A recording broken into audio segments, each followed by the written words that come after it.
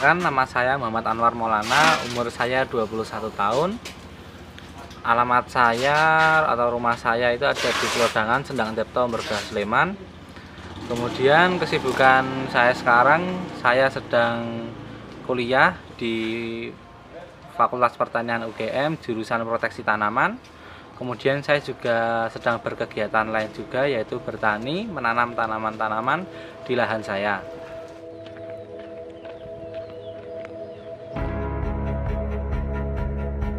Jadi latar belakang saya memulai kok saya bertani gitu ya.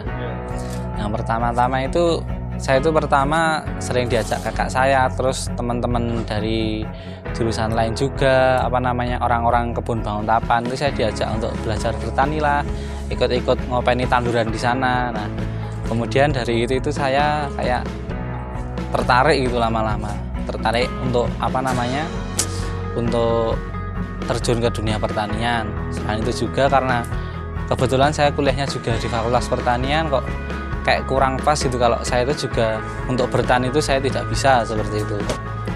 Oh, jadi saya ini udah mulai bertani itu kurang lebih 2 tahun.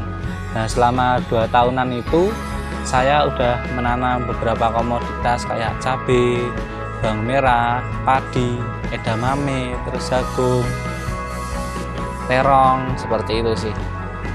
Komoditas unggulan sendiri nih, kalau saya itu ya cabai, Mas. Kenapa kok cabai? Cabai itu pertama tantangannya banyak ya. Tapi selain itu yang utama sih, selama saya mencoba menanam itu, komoditas yang mempunyai nilai keuntungan yang tinggi itu ada di cabai. Ya, itu alasan utamanya sebenarnya. Kan karena belajar ini juga saya juga harus belajar tentang analisis usaha tani kan. Nggak hanya memproduksi tapi juga harus memperhitungkan untung ruginya. Karena petani kan juga adalah profesi loh. Kalau profesi sendiri kok akhirnya nanti rugi, kan profesi itu kurang baik. Nah, saya itu juga tantangan di cabai sendiri untuk saya mahasiswa HPT itu sangat asik. Itu banyak banget dari hama, penyakit, gimana cara pencegahannya, terus musimnya harus kayak gimana, terus juga kita harus punya teropongan harga, kira-kira besok kita panen di harga berapa. Itu menurutku banyak yang dipelajari, yang asik juga sih. Untuk keuntungan sendiri cabai kemarin terakhir, musim tanam terakhir ini bersihnya itu 8 juta, 6-8 juta, 7-8 juta itu bersih.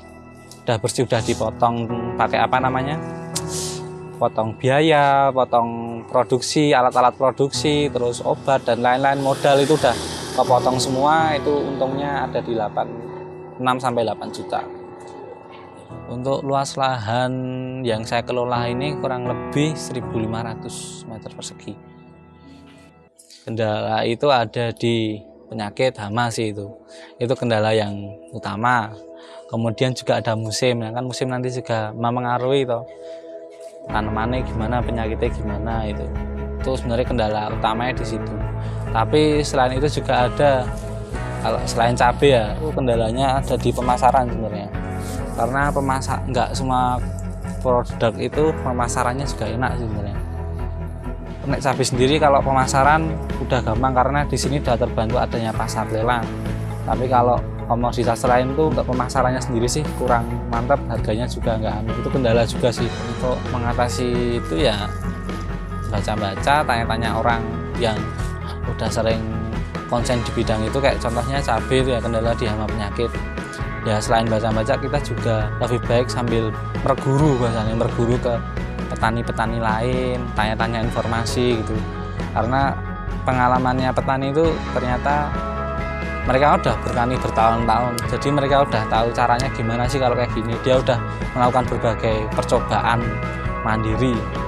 Nah, itu kita harus sering-sering informasi itu caranya untuk biar tahu sih gimana-gimananya.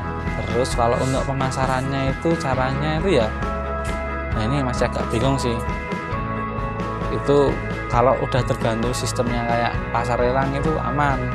Tapi kalau belum itu kadang kita harus potong jalur, yaitu nggak pakai namanya ke pedagang, kita jadi pedagang sendiri. Bisa online, jadi kayak kita semacam komunitas, kita jual ke komunitas kita. Nah, selama ini itu kalau produk-produk lain itu masih sampai ke situ. bisa untuk apa mengatur waktunya, karena saya mulai ini kan saat musim corona itu kan, kuliah online kan, kita nggak ada kegiatan untuk pergi ke kampus kan. Jadi kalau kuliah online itu kadang saya juga sambil di sawah kuliahnya gitu, ya tetap mendengarkan, tapi menurut saya malah lebih baik seperti itu daripada saya di rumah kuliah sambil tidur. Kadang saya sering ketiduran soalnya kalau nggak sambil ngapain gitu. Kalau kira-kira hari itu saya emang ya ada bapak saya atau pak D saya nge-backup juga, jadi untuk pembagian waktunya masih enak. Untuk kuliah di proteksi tanaman sendiri apa membantu dalam melakukan aktivitas pertanian?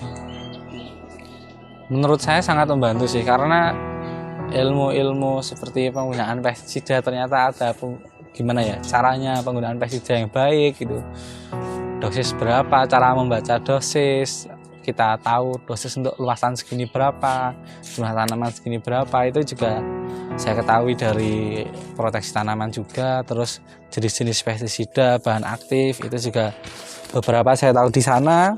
Kemudian kuliah-kuliah seperti pasca panen itu juga memberi informasi gimana saya ngopeni produk saya ketika itu nggak langsung bisa dijual, gimana kayak cara nyimpennya, packagingnya juga itu ternyata juga bisa menambah nilai jual seperti itu. Akhirnya juga gimana ya sinergis itulah, berkesinambungan sama ilmu yang saya pelajari. Gagal panen pernah saya ngalamin, itu gagal panen ada di bawang merah. Itu saya nanam di emang musim hujan yang sebenarnya untuk bahaya untuk nanam bawang merah itu. Pokoknya modal itu nggak ada yang kembali, 0 rupiah wis itu rugi. Mencoba bertani ya, soalnya kalau gagal itu kan berarti masih ada yang ada yang kurang toh, kayak perlu dibaleni selagi masih ada waktu. Sebenarnya motivasinya kenapa masih bertani atau mencoba bertani sebenarnya belajar sih, belajar gimana sih caranya bertani itu kan. Belajar mesti kayak pengen tahu terus akhirnya memotivasi untuk belajar terus bertani lagi. Nah selain itu juga ada faktor uang gitu. Kayak bertani itu kan kita nanam modal gitu ya, kita dapat untung itu rasanya seneng, pengen besok dibaleni lagi untuk sange lah, jajan, gopok.